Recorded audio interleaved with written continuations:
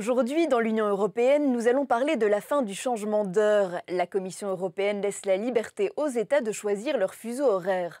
Mais ce choix peut avoir des conséquences importantes dans les domaines des transports ou encore de la santé. Heure d'été ou heure d'hiver, il ne faudra bientôt plus se poser la question.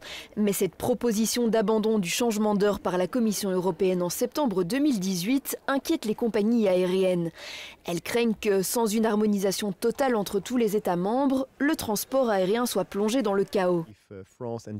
Si la France et l'Allemagne n'appartiennent pas au même fuseau horaire, ou si vous devez changer 3 fois l'heure de votre montre quand vous voyagez d'Amsterdam à Strasbourg, eh bien c'est la preuve que les États membres doivent avoir une approche commune et aussi plus de temps.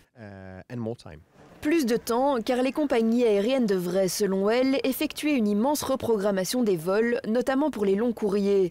Un délai toujours plus réduit, puisque les parlementaires de la Commission des Transports et du Tourisme ont approuvé ce lundi la fin du changement d'heure. Beaucoup de personnes et des organisations de différents pays nous disent qu'à la fin, les changements 2 fois à l'année de l'horaire, il a des conséquences à la santé des personnes et surtout des personnes âgées et des enfants. Heure d'été ou d'hiver, l'Union européenne aimerait que chaque État membre ait pris la décision en toute connaissance de cause. Une décision qui n'est pas attendue avant 2021. Selon une consultation en ligne clôturée hier soir, un peu plus de la moitié des Français souhaitent garder l'heure d'été toute l'année. Ils rejoignent ainsi le Portugal et la Pologne.